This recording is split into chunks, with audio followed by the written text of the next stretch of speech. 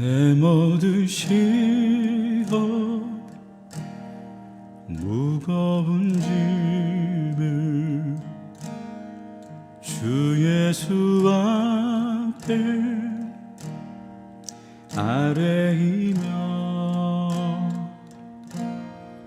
근심에 쌓인 날 돌아보사 내 근심 모두 맡으시네. 내 모든 괴로 닥치는 환난 주 예수 앞에 아뢰이면 주께서 친히 날 구해 주사 넓으신 사랑 베푸시네. 무거운 짐을 나 홀로 지고 견디다 못해 쓰러질 때 불쌍히 여겨 구원해 주리. 은혜의 주님 오직 예수. 내 짐이 점점 무거워질 때 주 예수 앞에 아뢰이면 주께서 친히 날 구해 주사 내 대신 짐을 져주시네. 무거운 짐을 나 홀로 지고 견디다 못해 쓰러질 때 불쌍히 여겨 구원해 주리. 은혜의 주님 오직 예수.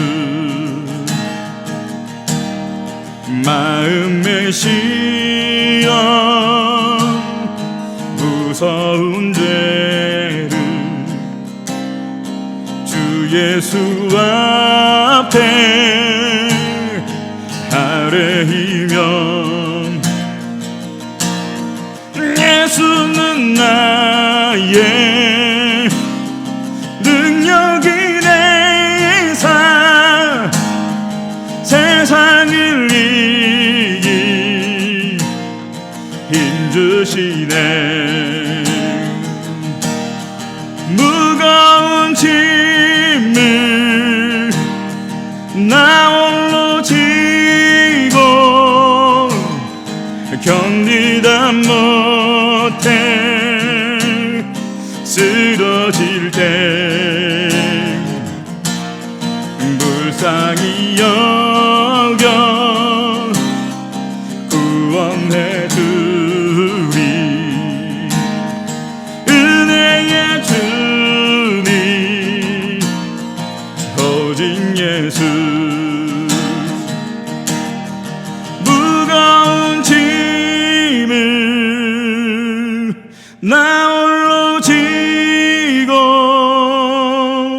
견디다 못해 쓰러질 때 불쌍히 여겨 구원해 주리. 은혜의 주님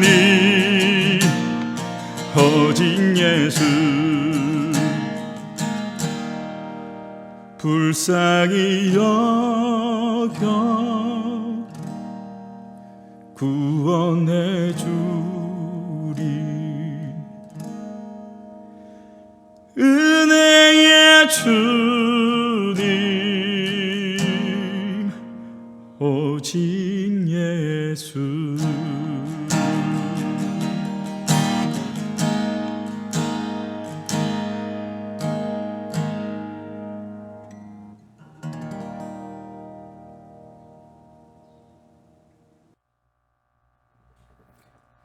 찬송가를 통해 바라본 성경 찬바성의 최충희 목사입니다.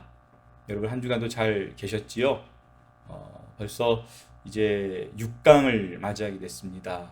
여러분 지금까지 우리가 찬바성을 이렇게 시청해 오면서 정말 하나님을 찬양하고 또 찬양의 그 기쁨을 우리 함께 누리고 맛보았으면 좋겠습니다. 우리의 인생 가운데에 우리 찬양, 하나님을 높여드리는 찬양이 늘 함께 할 수 있길 바랍니다. 오늘은 337장 내 모든 시험 무거운 짐을, 이 찬송가를 우리 함께 들여다보도록 할 텐데요. 여러분 기억하실지 모르겠습니다. 오늘 함께 보게 될 내 모든 시험 무거운 짐을 이 찬송가를 만든 엘리사 호프만이라는 목사님이 계시는데, 이 목사님에 대해서 지난 2강 제 2강 강의 때 나누었었습니다. 혹시 여러분 시간이 되시면 2강을 한번 또 다시 들어볼 수 있길 바랍니다. 이 찬송은 이 엘리사 호프만 목사님이 어느 날 의도하지 않게 하나님의 음성에 순종하여 다른 성도의 여성도님의 그 집을 신방하게 됩니다.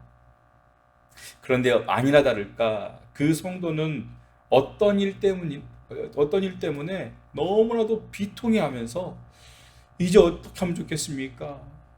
목사님, 이제는 나는 도저히 살아갈 수가 없습니다. 이제 죽을 수밖에 없습니다. 이렇게 말하면서 막 울부짖게 되죠. 이 호프만 목사님은 마태복음 11장 28절 말씀, 수고하고 무거운 짐진 자들아 다 내게로 오라, 내가 너희를 쉬게 하리라. 이 말씀을 전하면서 이 성도님의 그 아픔을 위로하고 이 말씀을 함께 나누었습니다. 그리고 이렇게 말합니다.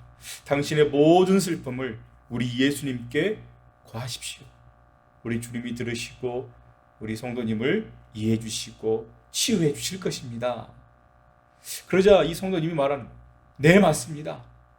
이제 하나님의 말씀을 내가 들었습니다. 나의 모든 짐을 다 주님께 맡기겠습니다. 우리 예수님께 나의 모든 짐을 다 맡기고 고하겠습니다. 이런 대답을 했습니다.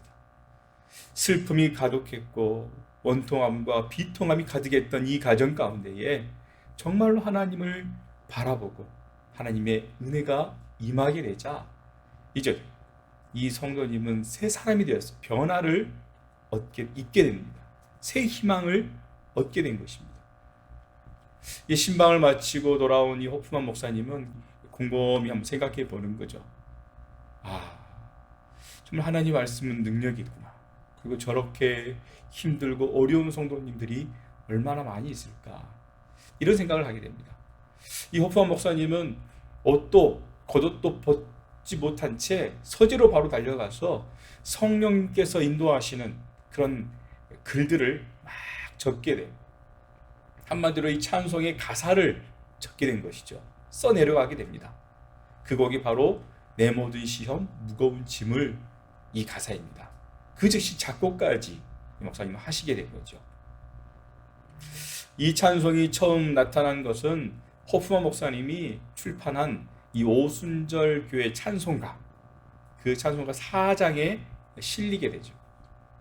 그리고 오늘의 이 가사는 번역이 완벽하여서 지금 100년이 지났는데도 그 가사 그대로 오늘 이 번역되어서 지금 우리가 들려지고 있는 이 찬송가 가사, 우리말 가사 그대로 지금까지도 애창이 되어 오고 있습니다. 이 찬송에 대한 일화가 여러 가지가 있는데 그 중에 하나를 제가 소개하겠습니다.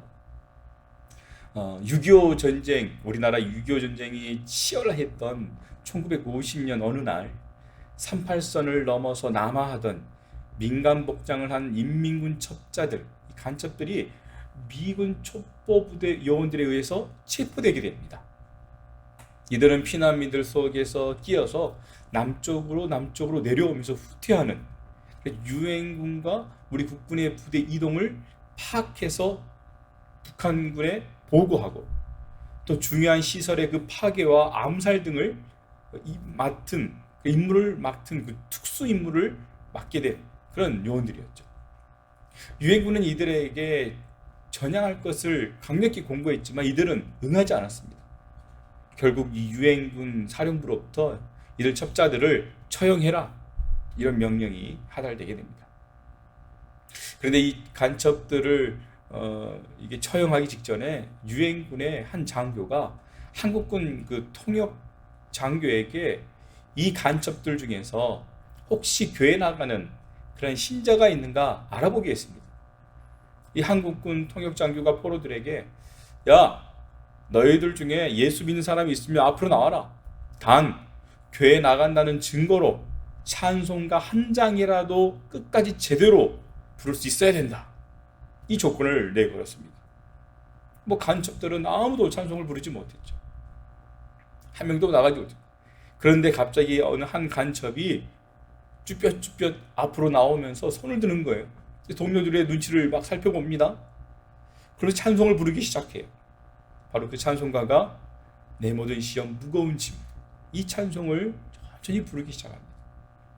1절이 끝나자 그는 2절을 부르게 됩니다. 곧이어 3절 또 4절 부를 때, 이 4절을 부를 때에는 거의 울면서 무슨 말 하는지 모를 정도로 엉엉 울면서 이 4절을 부르고 있는 거예요. 그런데 그가 불렀던 이 찬송은 정확했어요. 가사도 정확했고 박자도 정확했습니다. 이 통역 장교는 이 4절 이 찬송이 끝나기도 전에 유엔군 장교에게 다가가서 이 사람은 교회를 열심히 다닌 사람입니다. 틀림이 없다. 이렇게 증언을 했습니다. 결국 이 이민군, 이 간첩은 이 찬송 때문에 생사의 갈림길에서 혼자만 극적으로 살아남게 됩니다.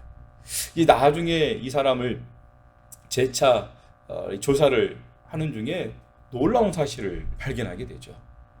이 사람은 인민군도 아니고 간첩도 아닌 어떤 특수한 임무를 맡은 요원, 그런 군인도 아니었다라는 거예요.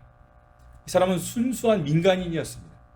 피난길에서 간첩들에게 거의 강제로 붙잡혀서 이들과 함께 피난민으로 위장해서 지금까지 같이 내려왔다는 거예요. 그런데 놀라운 사실은 이 사람은 한 번도 교회 문턱을 밟아본 적이 없는 사람이라는 겁니다. 오히려 그 자기가 살던 그 동네에서 교회 나가는 사람들을 극심하게 핍박했던 그런 사람이었다는 거예요. 자신의 아내가 교회 다니는 것 그것도 너무나 반대했던 그런 사람. 교회도 나가지 않았고 교회 나가던 사람들을 핍박했던 그 사람이 어떻게 찬송을 그렇게 잘 불렀을까? 이 사람이 결혼을 했는데 그 부인이 독실한 기독교인인 거죠. 남편 몰래 이제 열심히 교회를 다니다가 결국 이 남편에게 들키고 맙니다. 불같은 성격의 이 남편은 부인의 머리채를 움켜쥐고 창피를 준다면서 온 동네를 머리를 잡고 머리카락을 잡고 질질 끌고 다녔다고 해요. 그러나 주일이 되면 또 어떻게 합니까? 교회 새벽 종소리가 울리면 이 부인은 또 오늘 또 남편에게 맞아 죽을 것을 각오하고 교회로 달려갔다는 거예요. 교회에서 돌아오면 남편은 어김없이 대문에서 기다리다가 또 부인의 머리채를 낚아채고 부엌으로 끌고 가고 온갖 욕설을 하고 매질을 하고 그랬다는 거죠. 매를 맞고 난 이 부인은 부엌에서 흐느껴 울면서 337장을 늘 불렀다고 해요. 그런 세월이 자그만치 10년이 되었다고 합니다. 이 남편이 보니까 맨날 아내의 입에서 어느 한 찬송이 나오는데 그게 바로 337장인 거죠. 계속 그 찬양만 합니다. 그러니까 이 남편이 비웃으면서 이렇게 말하는 거예요. 이 천치 같은 여편네야 10년간 교회를 다니면서 노래라고는 겨우 그것 하나밖에 못 배웠느냐? 하면서 막 놀리는 거예요. 그자 이렇게 아내가 말합니다. 내가 찬송만 배우기 위해서 교회 가는 게 아닙니다. 내가 남편을 당신을 위해서 얼마나 기도하는지 아세요? 하나님께서 언젠가 내 기도를 들어주셔서 당신을 목사로 만들지도 모릅니다. 그렇게 남편이 화들짝 놀라면서 아니 뭐가 어디래? 이제는 실성을 했나? 내가 뭐 목사가 된다고? 저 희한한 소리를 다 하네. 이렇게 얘기했다는 거예요. 이 남편은 버럭버럭 화를 내고 고함을 지르죠. 그런데 이 한 가지 찬송가만 10년 동안 들으니 매일같이 매주같이 듣다 보니 이 남편은 자기도 모르게 1절에서 4절까지 그 가사를 정확하게 외울 수가 있게 된 거죠. 박자까지도 훤히 알게 된 것입니다. 그렇게 지내던 이들 부부에게 이제 6.25라고 하는 생이별의 순간이 왔습니다. 아내는 형편을 보면서 내 아이와 뒤따라가겠다면서 당신은 잡히면 바로 죽임을 당하니까 먼저 피난길을 떠나라. 남편을 먼저 떠나보내게 됩니다. 이 사람은 남쪽으로 이렇게 향하다가 인민군 첩자들에게 붙잡히게 됩니다. 그래서 어쩔 수 없이 붙잡혀서 이들과 함께 내려오게 된 것이죠. 그런 사연을 생각하면서 이 사람이 찬송가 이 4절을 337장 4절을 부를 때에 자신도 모르게 엉엉 울 수밖에 없었죠. 자신을 위해서 기도했던, 그토록 예수 믿는 거, 교회 다니는 거 그렇게 핍박하고 머리채를 잡고 온 창피를 다 줬던 그 지난 날들을 생각하니까 너무나도 미안하고 한편으로는 감사하고, 왜? 이 찬송으로 자신이 살 수 있게 됐잖아요. 남쪽으로 넘어온 이 사람은 이제 회개하고 교회를 다니기 시작합니다. 그리고 뒤늦게 신학 공부를 하게 되고 목사가 됐습니다.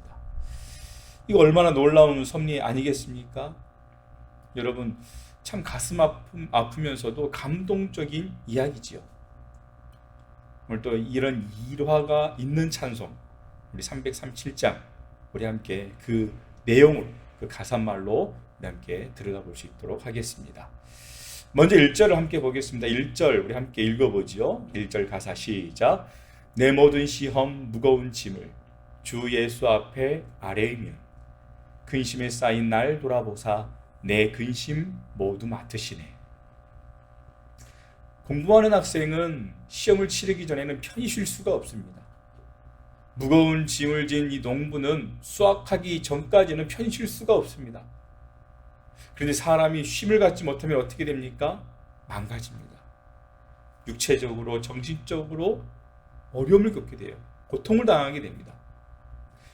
우리 주님은 그런 우리를 너무나도 잘 아셨습니다. 그래서 우리에게 쉼을 주는 그런 안식일을 제정해 주셨던 것이죠. 학생이 인정받고 한 단계 성장하려면 시험을 통과해야 됩니다. 그러나 자기 혼자는 불가능하죠.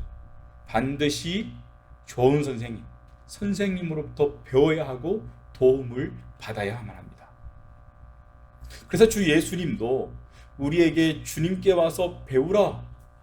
그리고 우리가 감당할 수 없는 무거운 짐, 그 모든 짐들은 다 주님께 맡기라 라고 말씀하시죠. 다시 말하면 예수님은 우리를 너무나도 잘 알고 계신다라는 거예요. 우리가 시험을 통과하는 방법과 무거운 짐을 부려놓는 방법을 아신다는 것입니다. 그러므로 우리는 주님께 가서 낱낱이 우리의 모든 짐을 다 아뢰어야 됩니다. 그렇게 아뢰을 때에 우리 주님은 어떻습니까? 우리의 모든 염려와 근심, 걱정들을 다 맡아 주시는 것입니다. 여기서 말하는 근심을 우리는 알아야 됩니다. 근심이라 함은 이 근심은 우리로부터 쌓이게 되면 병이 된다는 거예요. 최악의 경우는 어떻습니까? 죽음에 이르기까지도 만든다라는 거예요. 그런데 우리가 알아야 할 게 우리의 고질적인 병폐는 이 근심 보따리를 애써서 주님께 가지고 왔어요. 잘 가지고 옵니다. 교회에 나와서 하나님 이런 나의 짐이 있습니다. 하나님 받아주세요. 잘 가지고 와요. 하지만 거기까지라는 거예요. 다시 이 근심의 이 보따리를 한아름 안고 집으로 가지고 가더라는 거예요. 그러나 우리는 이 근심의 보따리를 어떻게 해야 됩니까? 예수님께 가지고 왔으면 미련 없이 다 모조리 주님께 맡겨야 한다는 것입니다. 그런데 우리는 전부 버리지 못하죠. 조금은 남겨놓거나 주섬주섬 다시 챙겨서 짊어지고 돌아간다는 것. 이것이 우리의 모습입니다.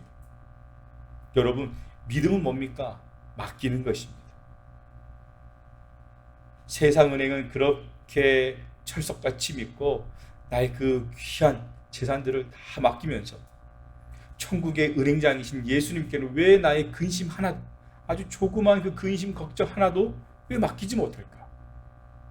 여러분, 우리의 근심을 우리 예수님께 모두 맡길 수 있길 바랍니다. 자, 2절을 한번 읽어볼까요? 2절 가사 한번 읽어봅시다. 시작.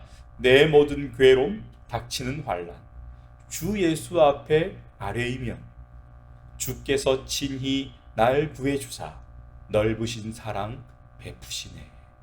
아멘. 여러분, 근심이 내적인 것이라면 이제 괴로움과 환난, 그것들은 모두 외적인 것들입니다. 이것들은 내 육신에 직접적으로 다가오는 것이기 때문에 그만큼 충격 또한 큽니다.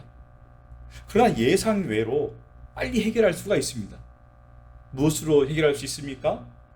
바로 우리 하나님 아버지께 아뢰이면 되는 것이죠. 마치 이와 같습니다. 사랑스러운 내 아이가 아빠 앞에서 어리광을 좀 부린다고 이게 잘못된 것입니까? 어쩌면 칭찬받을 일이죠. 사랑받을 일이죠. 넘어져서 다리가 조금 삐끗했어요. 다리가 부러지기라도 한 것처럼, 그런데 막 난리법석을 떨어요.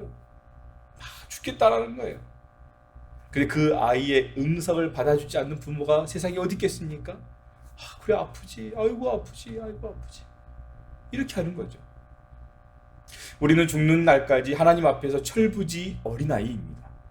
아프면 그냥 아프다라고, 오바라도 해도 괜찮습니다. 그렇게라도 우리 주님께 아뢰실 수 있길 바라요. 우리의 아픔을 우리 주님께서는 싸매어 주시고 낫게 해주시려고 우리 예수님께서 친히 어쨌습니까? 채찍에 맞으셨고 찔림을 받으셨다. 성경은 기록하고 있습니다. 예수님은 세상의 모든 괴로움과 환난에 대한 대처 방법을 알고 계십니다. 그러면서 오늘 우리에게도 우리에게도 그런 이길 수 있는 방법을 우리에게 주시는 거예요. 그 힘을 공급해 주시는 거예요. 우리 주님께 아뢰일 때에 주님께서는 일하여 주시는 것이죠. 자, 우리 3절 한번 또 읽어볼까요? 3절입니다. 시작. 내 짐이 점점 무거워질 때 주 예수 앞에 아뢰이면 주께서 친히 날 구해 주사 내 대신 짐을 져 주시네. 아멘. 여러분, 세상을 살다 보면 내 집이 점점 무거워질 때가 있습니다. 그래서 땅바닥에 철퍼덕 주저앉고 싶을 때가 있다라는 거예요. 그때 사자성어로 떠오르는 단어들이 좀 있죠. 첩첩산중, 진퇴양난, 사면초가, 설상가상. 정말 그런 것 같아요.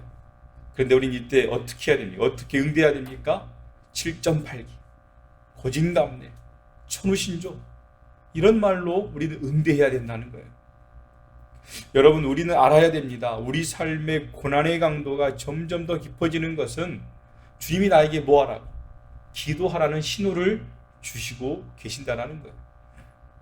그렇기 때문에 우리는 그 기회를 잃지 말고 나아가서 주님 앞에 나아가서 기도해야 하는 것입니다.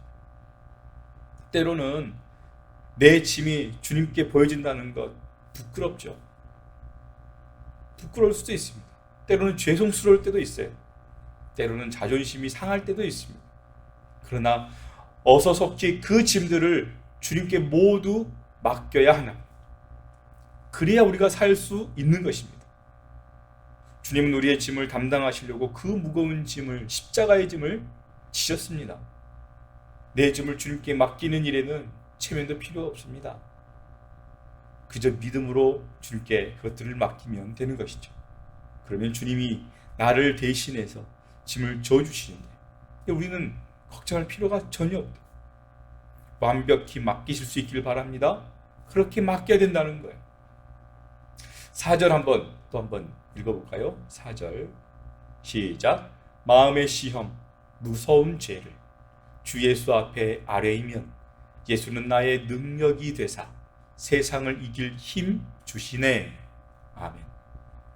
마음의 시험은 결국 죄를 짓게 만듭니다. 그리고 이 죄는 사람을 죽이게 만들죠. 여기서 마음의 시험이라는 것은 많은 것들이 포함되어 있겠지만 대표적으로 미움일 때가 많아요. 미움. 우리가 아는 것처럼 구약의 사울 왕, 그는 어떠했습니까? 그의 마음속에 한 인간, 한 사람을 미워하는 그 미움이 딱 자리 잡게 되자 어떻게 해요? 살인의 충동을 느끼는 거예요. 충신이었던 그 다윗을 미워하게 되자 막 죽이려고 하는 거예요. 이 다윗이 또한 사위였지 않습니까? 사위를 죽이려고 한다는 거죠.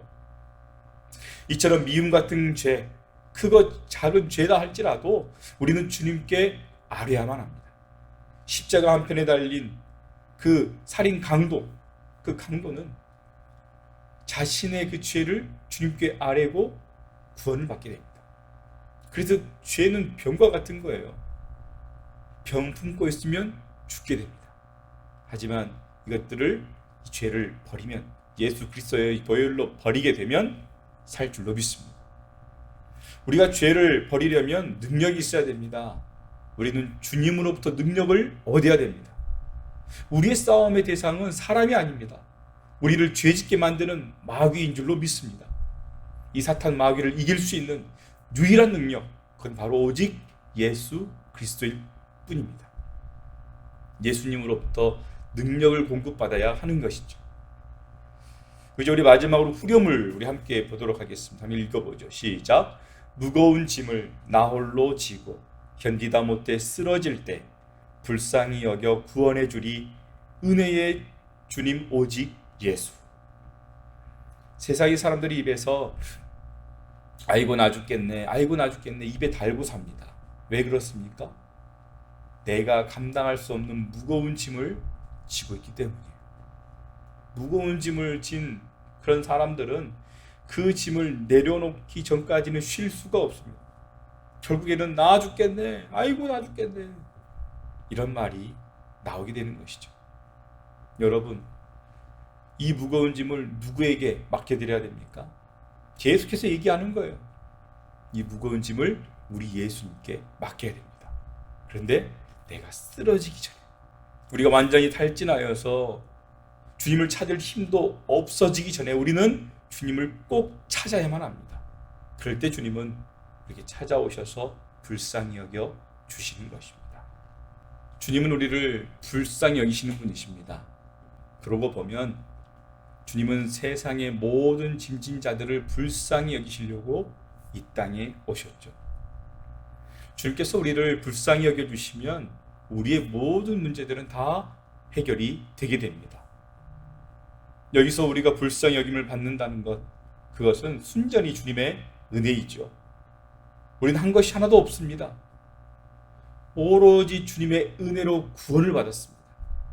그렇기 때문에 우리는 주님이 저와 여러분을 불쌍히 여기는 마음으로 우리 또한 안 믿는 저들에게, 저 영혼들에게 불쌍히 여기는 마음을 가져야 한다는 거죠. 그리고 이 불쌍히 여기는 마음은 고스란히 우리에게 다시금 돌아오게 되는 것입니다. 마태복음 18장 33절에서 예수님은 이렇게 말씀하십니다. 내가 너를 불쌍히 여김같이 너도 내 동료를 불쌍히 여김이 마땅하지 아니하냐. 주님께서 우리를 불쌍히 여기는 것처럼 우리 또한 안 믿는 자들, 지금도 죽어가고 있는 저 영혼들을 불쌍히 여겨야 됨을 우리에게 이야기해 주는 것입니다. 여러분, 멀리 남은 하루도 우리 주님이 불쌍히 여겨주시는 것 같이 우리 또한 안 믿는 저 영혼들을 불쌍히 여기시며 또한 복음을 증거하는 저와 여러분 될 수 있기를 바랍니다.